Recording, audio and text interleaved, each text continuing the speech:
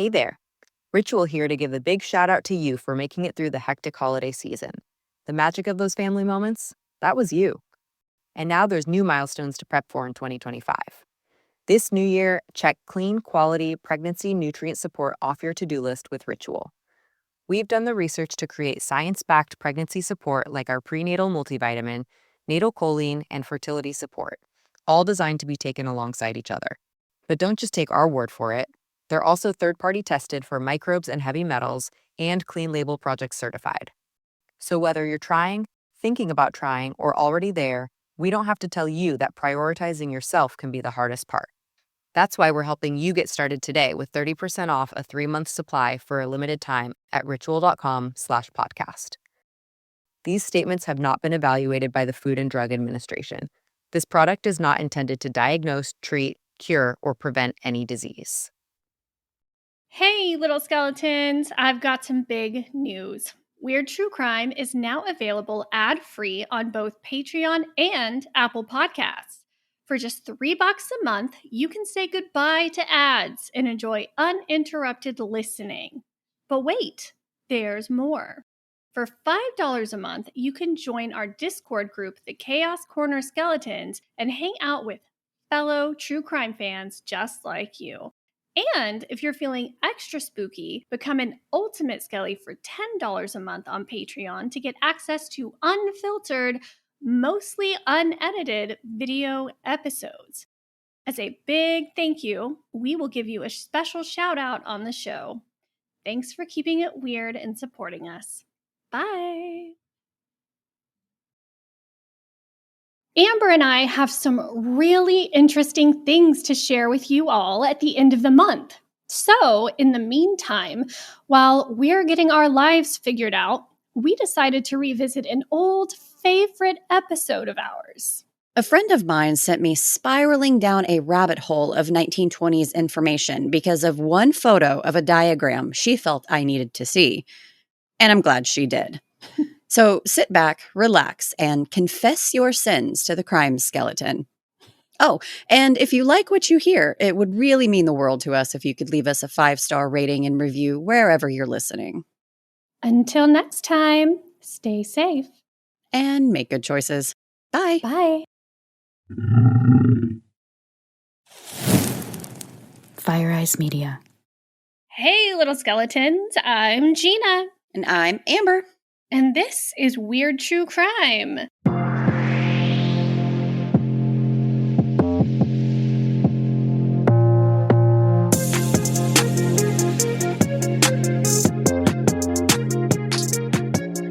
Something we've been able to include in our cases lately has been portions of interrogation videos. Thanks, Dustin. Which I don't know about you, but I can go down rabbit holes of watching interrogation videos online. Actually, the leaf killer case that we covered is one that I stumbled across the interrogation video of and couldn't get it out of my head. If you haven't heard that one before, I highly recommend checking out our episode on Matthew Hoffman. It's a strange one, for sure. Yeah, the Matthew Hoffman case was freaking wild and definitely worth a listen. I think we all know the case that had me going down a rabbit hole was the one we just covered on Gannon Stauch. I spent, I don't even know how many hours listening to trial coverage, interrogation videos, the phone conversations. It was just like exhausting and exhilarating at the same time. And I'm so glad I'm done with that insane woman. It was a lot. And if you have a day's worth of laundry to do and need something to listen to, check out our 3-part series and go down your own rabbit hole when it comes to that case. Speaking of even more rabbit holes, my sister from another Mr. Shammy showed me something and sent me spiraling. Thanks for that, by the way, friendo. After my descent into the information abyss, I really feel that it just needs to be shared with you all today. Plus, we've got some other somewhat entertaining stories of the police officer variety for a few hits of comedic therapy. Before we get into it, here's our riddle of the day. The man who built it doesn't want it. The man who bought it doesn't need it. And the man who needs it doesn't know it. What is it? Stay tuned to the end to find out the answer.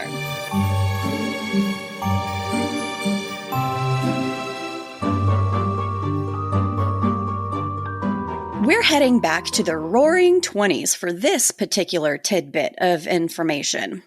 There are some infamous cases that took place during the 1920s. Al Capone and the St. Valentine's Day Massacre that took place on February 14th, 1929, in a garage in Chicago. 7 men were gunned down by men dressed in police uniforms with machine guns. No one was convicted of the massacre, but it was widely thought that Al Capone was responsible for putting the hit on the men, despite him allegedly staying at his Florida home during the time of the killings. Sure. One of the men was barely alive when the police came, but he refused to talk to them. Funny story. I have a great uncle that worked for Al Capone, and I always loved throwing that information around growing up because it made me feel really cool to be like an Italian with mob ties. Really not cool, but It's, if you're like us, it's cool. It's pretty cool. I should have known then that I was going to end up like this as an adult. This is where we would end up. Yep. Yeah. There's also the Wall Street bombing in 1920. In September of 1920, a horse-led cart was stopped on the street between the USSA office and the J.P. Morgan building on Wall Street. A short time after the driver exited the cart and vanished from sight, an explosion went off from the cart that resulted in the death of more than 30 people in the area, as well as over 200 people injured in the process. Investigators were never able to get more than a vague description of the man, and eventually, after 3 years, the case went cold and the bombers were never identified, making this one of the most popular unsolved crimes in U.S. history. Very cool. Sad, but cool. If I think about the 1920s, Albert Fish immediately comes to mind. Albert Fish, also known as the Brooklyn Vampire, the Werewolf of Wisteria, and my personal favorite, the Gray Man, was an American serial killer, rapist, child molester, and cannibal. Think it's not going to get any worse, and it just keeps going. Yeah, there's a whole lot that can be said about him, and has been by several other podcasters and YouTubers. He was a suspect in at least 5 murders throughout his lifetime, and once boasted that his number of victims was about 100. But who knows if that is true or not? We know how serial killers like to exaggerate the truth from time to time and increase their numbers to make them sound worse than they really are. But either way, Albert Fish is a really messed up guy. So, it doesn't really matter what the numbers were there. He's still awful. You can't forget the Black Sox trial of 1921. Players on the Chicago White Sox team allegedly purposefully lost the 1919 World Series against the Cincinnati Reds for money. 8 members of the team were tried for throwing the game and dubbed the Black Sox, but were found not guilty after records and the confessions disappeared during the trial. Fishy, fishy. Even though they were found not guilty, they were unable to continue playing baseball as they were permanently banned, and rightfully so if they actually did do that. Rumors circled that they were supposed to receive $20,000 after each loss, but the gamblers responsible for bribing the players weren't holding up their end of the deal, so the team called off the deal after losing the first few games. Some players claimed they received threats after their winning games, so they ended up losing the 8th game of the series, thus giving the winner title to the Reds. That's a lot of money back then. Yeah, I wonder how much that is now. 7 days later. $300,114. Jeez. Well, as you can see, lots of crazy things happened in the 1920s. I mean, all of those could be stories on their own, but that's not what we're talking about today. Interrogation tactics and protocols have certainly changed and evolved over the years, but the purpose and end goal has remained the same. Ask a lot of questions for a long time to get information. I'm sure there are a multitude of movies and television shows that come to mind involving well-known interrogation scenes. You know what I'm talking about, the whole good cop, bad cop routine for sure. With all the craziness that happened during the 1920s, I can only imagine that the interrogations were intense. The outfits and the accents alone make me wish I could be a fly on that wall from the 1920s. The trench coats and the hat. Oh, man. That'd be so... It's like living in a black and white movie. That would be so sweet. Anyway, that's just my little side fantasy. Okay. Today, we're talking about a woman named Helene Adelaide Shelby and her interesting interrogation invention. Helene was tired of retracted confessions, so on August 16th of 1927, she filed a patent for her apparatus for obtaining criminal confessions and photographically recording them. In her patent application, she explained, "It is a well-known fact in criminal practices that confessions obtained initially from those suspected of crimes through ordinary channels are almost invariably later retracted or repudiated by the criminal with the charge that these confessions had been obtained through intimidation or under duress." I mean, sounds legit, right? Yeah. Mm-hmm. Record the confession so it can be used later to prove it wasn't obtained under less than ideal methods. Well, if you've been a listener for a little while now, you know that's not the end of the story. What we haven't mentioned yet, obviously, is the specifics of this particular apparatus she's referring to. First, let's go over how everything would work according to her schematics and diagrams. The suspect is confined in a small, dark chamber. The examiner doing the interrogation sits in a second attached chamber where he asks questions through a megaphone, but the suspect cannot see him. Hey there. Ritual here to give a big shout out to you for making it through the hectic holiday season. The magic of those family moments, that was you. And now there's new milestones to prep for in 2025. This new year, check clean, quality pregnancy nutrient support off your to-do list with Ritual. We've done the research to create science-backed pregnancy support like our prenatal multivitamin, natal choline, and fertility support, all designed to be taken alongside each other. But don't just take our word for it. They're also third-party tested for microbes and heavy metals and Clean Label Project certified. So whether you're trying, thinking about trying, or already there, we don't have to tell you that prioritizing yourself can be the hardest part. That's why we're helping you get started today with 30% off a 3-month supply for a limited time at ritual.com/podcast. These statements have not been evaluated by the Food and Drug Administration. This product is not intended to diagnose, treat, cure, or prevent any disease. What he does see is after the examiner flicks a button, a curtain lifts within the suspect's chamber, and he is faced with a, quote, figure in the form of a skeleton, end quote, surrounded by a thin veil with lights above and below it, which was designed to make the skeleton seem like an apparition. Light comes on, curtain lifts, and you're staring at a ghostly skeleton. Which back then was probably once a real person. You know, because like in the old days, they used bleached skeletons. So it would make sense that it's like you're using this ghostly apparition of a skeleton, but it's actually probably was once a real person, which is actually really terrifying. Oh, and the asking the questions through the megaphone just like really gets me. Like, imagine sitting in this dark, cramped room and someone's yelling at you through a megaphone, asking you questions. Like, that's intimidating enough while you're sitting there in the dark and you can't see who's yelling at you through a megaphone. Like, I don't even think you need the apparition.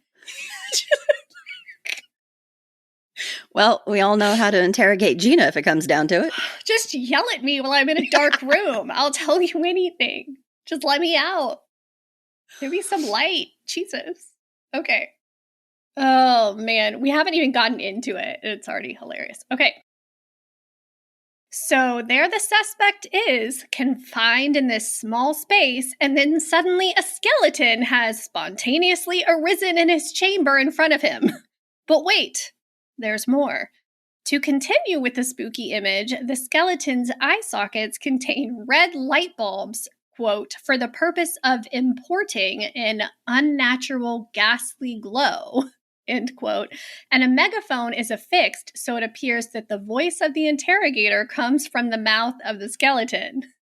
According to Shelby, when faced with a ghost skeleton, the suspect will spontaneously confess his most secret crimes. Yes, he would.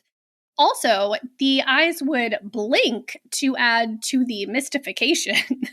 Seriously, though, you're brought in for questioning on a crime you are guilty of, and suddenly you're ushered into a small dark room by yourself where you wait. Suddenly, you find yourself face to face with a ghostly, lit up skeleton whose glowing, blinking eyes stare directly into your soul while it demands to know your deepest, darkest secrets. Would you spill the beans? I think we've already determined that I would. And being that this is the 1920s, if you look at it through a 1920s lens, this is probably terrifying. For sure. These people, like they don't live in the world we live in now where it's so easy to manipulate these kinds of circumstances. That would be just like, I think we're more desensitized to it all these days, but hang on. I got to save these schematics. This could come in handy for when I've got a teenager on my hands, though. Sadly, Shelby's invention never took off, and even more sadly, I don't believe that her invention was ever even built. I would have loved to have been a fly on the wall for the perp that had been subjected to that for the first time, if it had ever been able to happen. In 1961, a decision from the U.S. Supreme Court ruled that coerced confessions weren't admissible in court. And I think that a ghostly skeleton demanding your secrets would have probably been viewed as such. Although, is a skeleton scaring a confession out of someone considered coercion? Yeah. Regardless, Helene seems like she was my kind of people back in the day. I'm just saying. Yeah. All right, well, if that wasn't funny enough, how about a little bit more funny to end out the day? Reddit never fails in providing gems for us to share with you. So here are 10 funny cop stories for a quick shot of dopamine. Some of these will be directly from police officers, and others will be just funny encounters. First up today from Harry Bratwurst on Reddit. I love it. Oh, quote, "Not me, but I have a family member in the highway patrol. He told me this funny story. One day, he pulled this woman over for speeding. After coming to a stop, he walked up to her window and gave her his classic, quote, 'Do you know why I pulled you over?' End quote. She quickly responded that she knew she was speeding, but asked if she gave him an excuse for why she was speeding that he had never heard before, could he let her off with just a warning. She then said, 'If you have heard this excuse, I will gladly sign your speeding ticket.' He laughed and said he'd been with the highway patrol for so long that he's heard them all, but told her to at least try. At that moment, the woman pulled out a vial of horse semen from between her breasts and explained how she was a horse breeder and needed to get the sample to its location for insemination before it went bad. After he finished laughing, he let her off with a warning." I mean, if that's not a good reason for speeding, I don't know what is. And I would have had more questions if the police officer had actually heard that excuse before anyway. What? So Be like listing off other horse breeders, Oh, was it so-and-so? Like, oh, I know her. Whatever. But between your boobs, like, why not bring a warmer?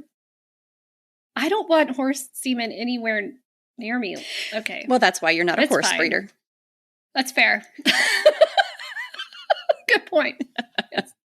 Well, all right. Number 2 in our lineup today comes from Tipsy_Fox. Quote, not me, but my dad was an officer in the LAPD back in the late 80s. Not in the worst parts, thankfully, but still has his share of stories. The most memorable was one day he and his partner were on their normal patrol route when they spot a car driving all over the road, so they light up and pull this guy over. My dad's partner goes out and walks up to the car and taps on the window for the guy to roll it down. When he does, my dad sees his partner recoil, turn to the squad car where my dad is, and mouth the words, angel dust, which is PCP. People on this can behave very violently and can be very difficult to subdue, often injuring officers in the attempt. Thus, my dad immediately calls in a report of someone on PCP and requests assistance. As he does this, my dad's partner orders the driver to exit the vehicle and place his hands on the hood of the car. The man waddles out of the car while giggling and places his hands on the left side of the hood. My dad exits the squad car and proceeds over to the right side of the car they pulled over. His partner begins patting the still giggling man down and then comes across a solid L-shaped object in the back of the man's pants.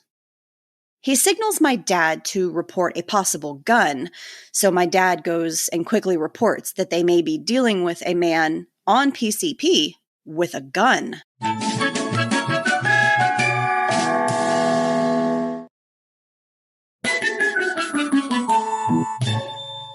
Very shortly after that, they hear sirens start up in various directions a distance away. My dad resumes position on the right side of the car, and his partner begins trying to question the man. He asked him if he was on any medication, who he was, and what was in his pants. To each question, the man only giggled, but giggled even harder and began to fidget when they mentioned what was in the back of his pants. At him fidgeting, my dad and his partner get a bit nervous, and my dad's partner once again asks what is in the back of his pants.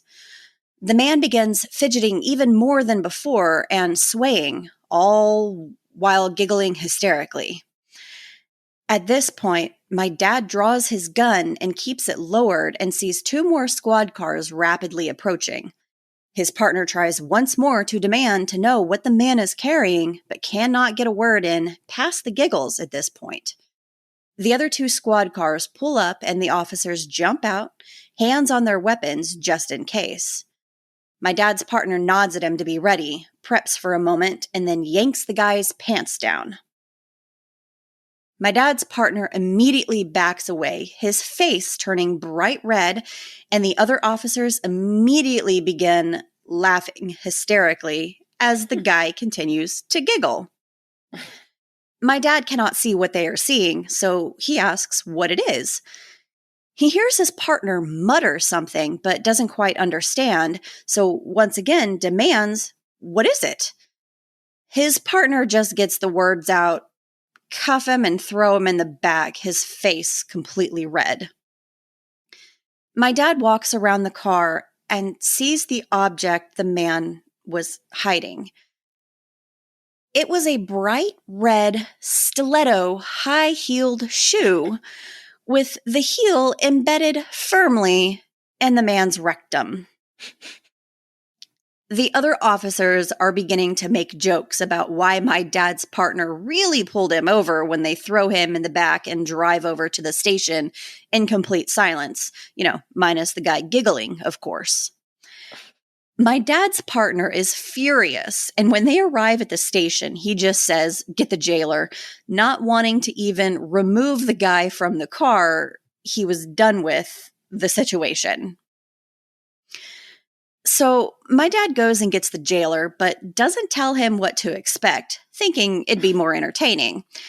So he takes the jailer out to the squad car, swings open the door, and shows him the guy. Only the jailer says, much to my father and his partner's surprise, is, "God damn it, not another one." Grabs the shoe, pulls it out of the guy's ass, and pulls him out of the car and leads him into the station. My dad and his partner were both stunned by what the jailer said and agreed later on that that had been one of the most hilarious outcomes to that situation that could have occurred. End quote. God damn it, not again. I need to know more. Yes. Like, this deserves some research time. That poor jailer. God damn it, not another one. Was the guy really on PCP or, you know? Back in the 80s there was probably a lot of people on PCP, and the 80s were a wild time. They were a wild time. And I need to know more. It might be the next rabbit hole. Okay, I was about to say, you have fun with that rabbit hole. I don't need to read about stilettos and anuses. I'm good. I'm gonna draw the line there. I'm good. Nope. I draw it at horse semen, and you draw it at... We all have our boundaries. It's fine. Ass stilettos, no thanks.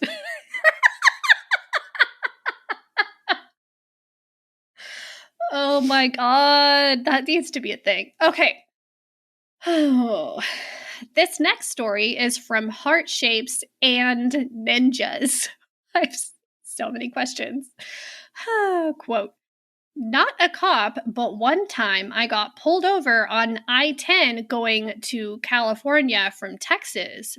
It was the middle of freaking nowhere, Texas, and this is a really long drive. It takes forever to just get out of Texas. So yeah, I can't imagine. I hate I-10. Nope.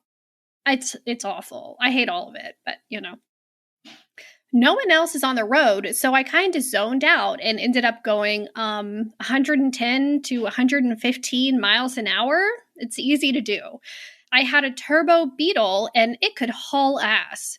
So I see red lights and slam the brakes on. When I looked at the dash, I was doing like 90, but that was post-brake slam of panic. As I pull over, my brother, who was in the passenger seat holding my dog, wakes up and looks at me and just goes, "You idiot." Cop, "Ma'am, do you have any idea how fast you were going?" Me, "Well, I know it was fast because when I hit the brakes, it slowed me to like 90. Cop, "Do you know that I can legally take you to jail for going that fast? The speed limit here is 75.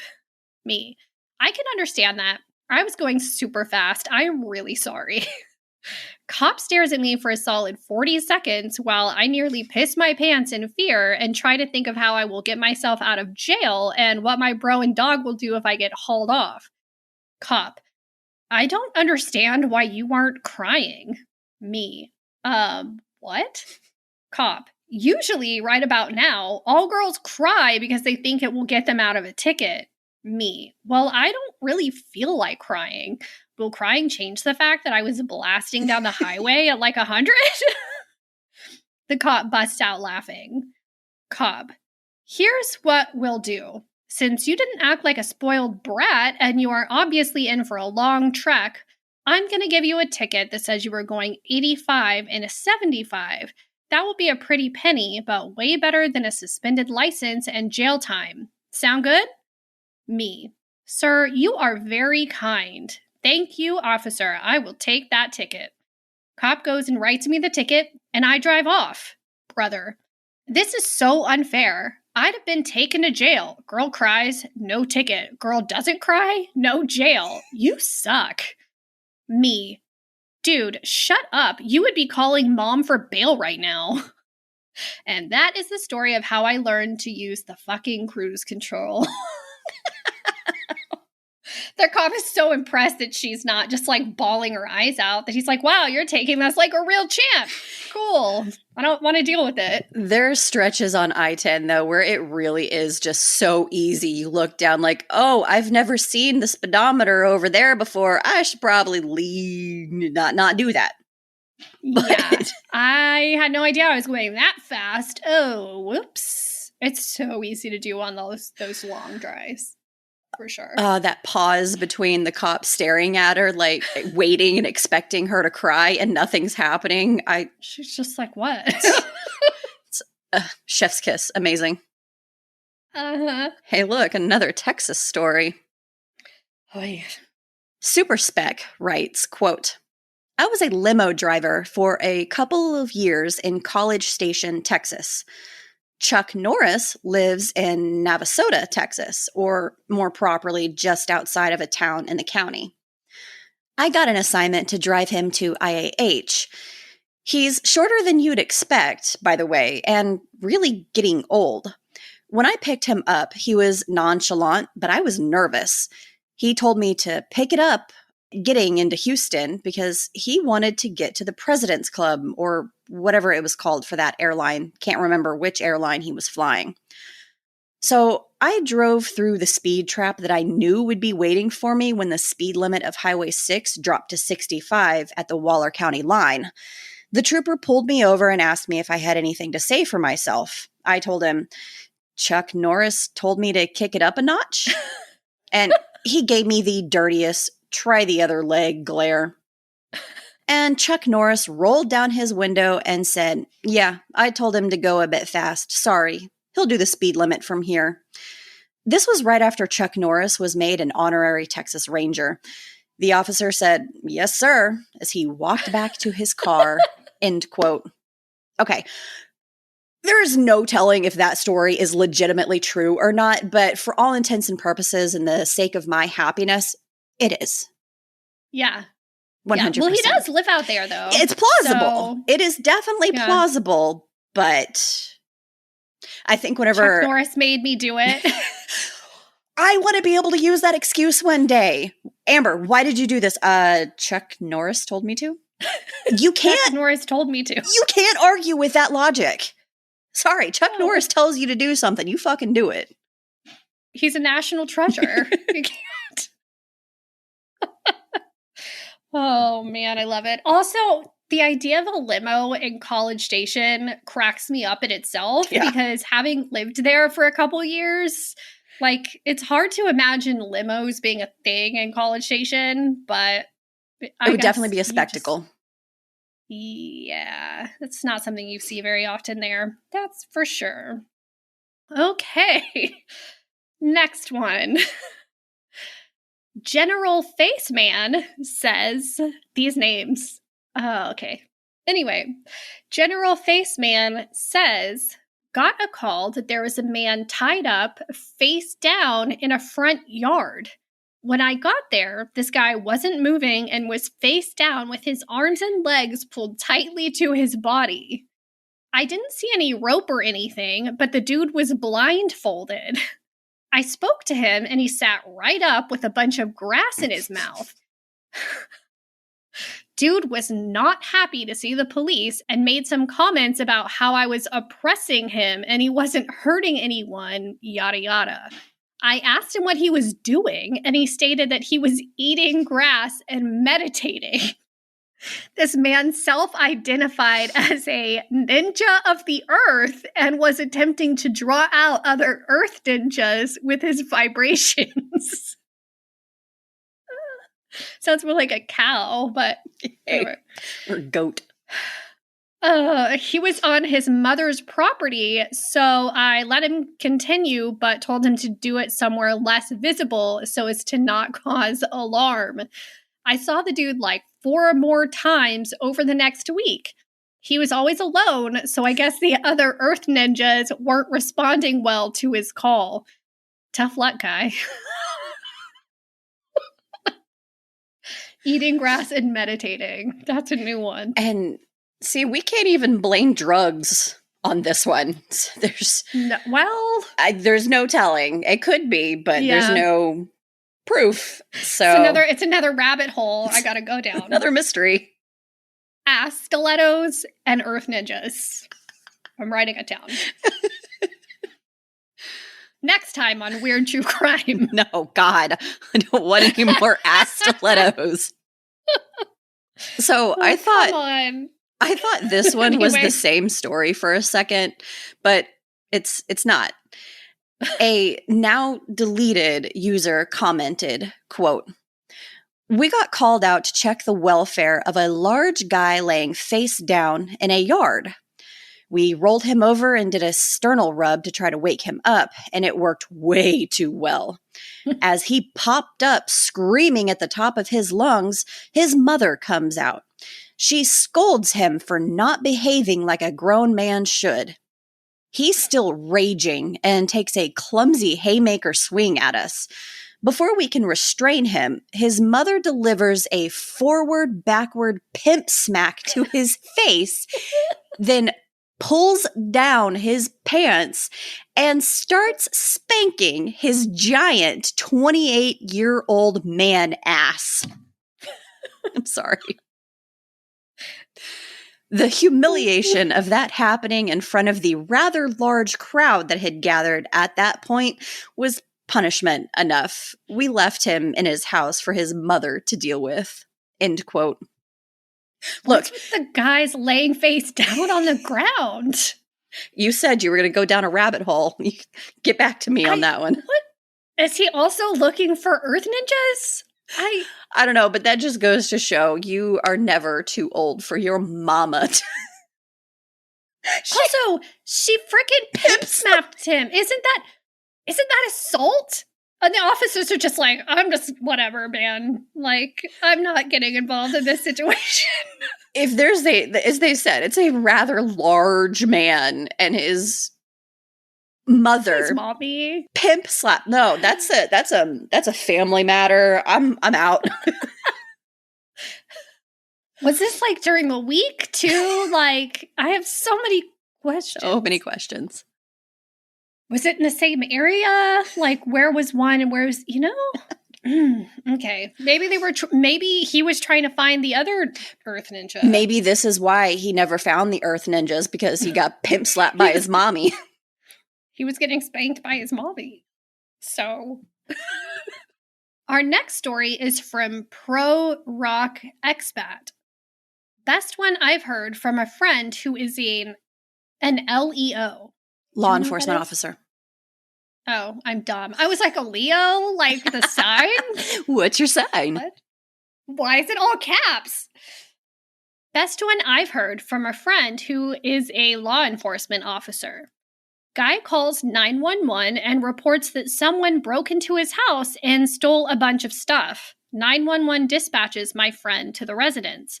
My friend arrives. The guy is clearly high. My friend asks, "So what happened?" The guy says, "Some guy broke into my house and stole my crack." My buddy thinks for a moment and says, "Do you know who may have stolen your crack?" He goes, "Yeah, my dealer stole my crack." Without skipping a beat, my friend responded, "Why did your dealer steal your crack?" He goes, "'Cause I couldn't pay him." My buddy fired back, "And how much do you owe him?" He goes, "About $40. My friend says, "All right, 1 minute." Goes to his patrol car, calls in a couple undercover cops because they got unmarked cars, and they arrive and give this guy $40 and said, "Call up your dealer and tell him to bring back your crack. Tell him you got $40. He is thanking the officers for ignoring the fact that he is committing a crime and helping him get his shit back. Dealer comes around, guy pays $40 for the crack they exchanged, and both of them get arrested.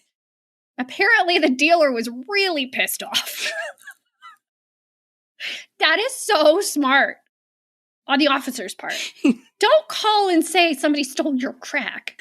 I'm sorry. And then believe them when they say they're going to pay you, like give you money for it. No, prime example why drugs are bad. You do not make sound decisions. Brain cells are gone. Yeah. At that point. Oh, my, it's so great. I laughed so hard when I read that. Oh, smart cops. They're like, let's use this to our advantage. Light bulb. Another deleted user story, quote, back when I was a patrol officer, I pulled over a car once for speeding. As I was walking up to the driver's side window, I tripped on a rock in the shoulder of the road and fell right on my face right by the window. It was one of those comical, cartoonish falls. I got up as quickly as I could, and as I was standing up, my foot slipped and I fell again. I finally stood up, out of breath, to this woman just staring at me in disbelief. After about 3 seconds of silence, we both busted out laughing. We both couldn't gain any composure after that, and I managed to get out. Please slow down and be safe, as I walked back to my car with tears streaming down my face. I still laugh when I think about it. End quote. I guarantee you, if I ever became a cop, this shit would be what would happen to me. That gravel, like that loose gravel on the shoulder, that will mess your day up. And yeah, legit would have just been a Three Stooges routine of fall up. No. You're like, I quit. I can't even pull anybody over without falling over. I'm done. I quit. You got to give the woman in the car props because she wasn't laughing immediately. Just what the Don't laugh. What am I seeing? What is happening? Where did he go? Is this real? It's really happening. Am I being pranked right now? Like, what?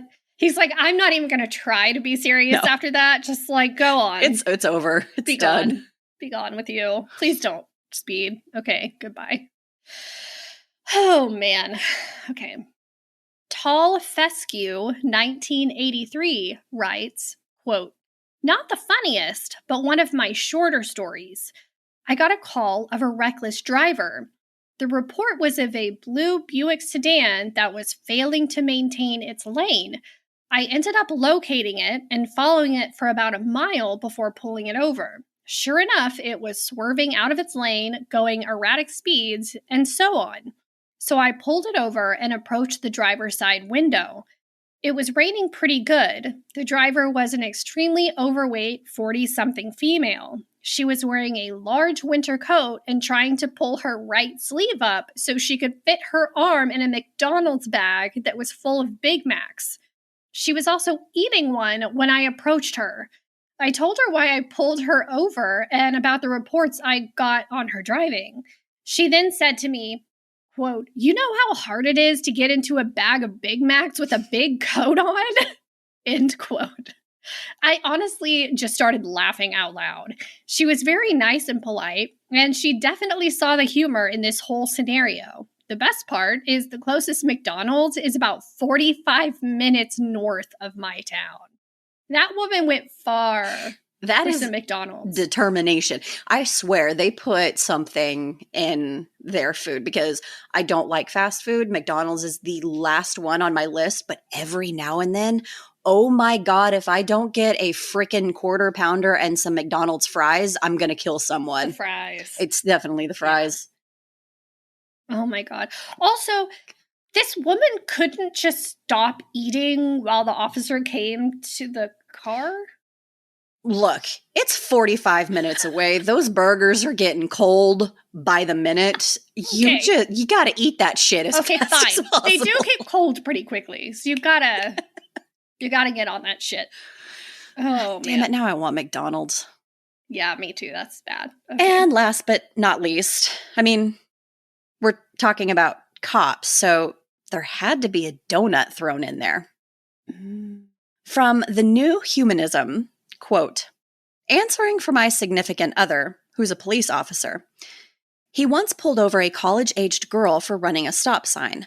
When he got up to her window, he saw that she had a box of donuts in her passenger seat and one in her hand with a bite out of it.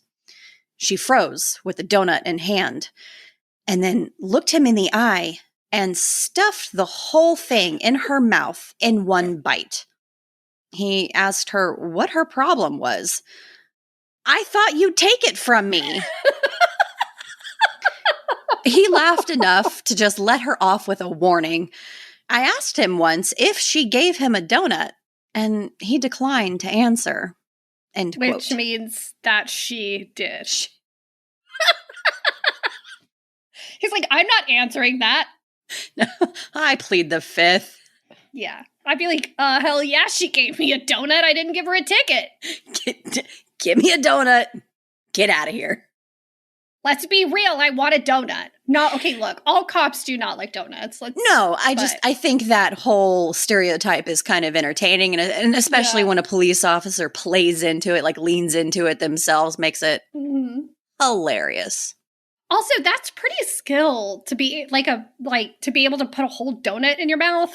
Naturally, that's where you take the conversation. I couldn't do that. I wouldn't even think about doing that. But I mean, she shoved the whole thing in her mouth. It's like he's staring at her, and she's just like, my initial gut instinct is just shove this whole thing in my mouth. Well, so you don't take it. It could have been like a Krispy Kreme donut. If she already had a bite out of it, it's just like, the little bit. It's not like a full.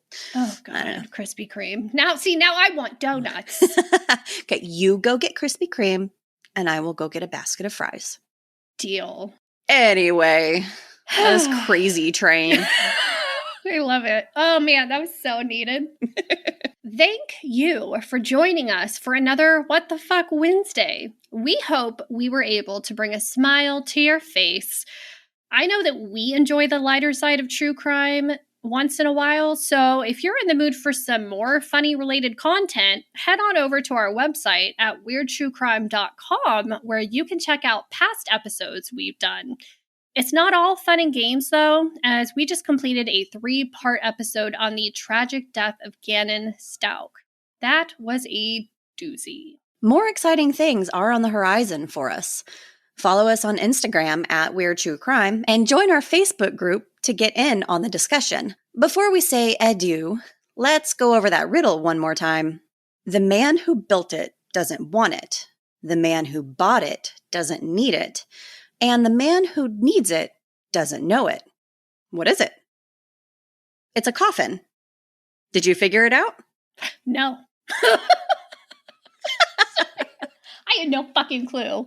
Like, Amber, I don't know. I don't understand any of these. I'm obviously not good at riddles. I like the riddles. I know, they're great. Anyway, sorry, I just totally took that over, but I was like, seriously, a coffin? Well, I mean, the man who built it, he's building it for somebody else. He doesn't want it. The man who bought it for somebody else. He's not the one that needs it. And the one homie's dead doesn't give a shit. Oh, man. Anyway, links can be found in the show notes. Until next time, stay safe. And make good choices. Bye. Bye-bye.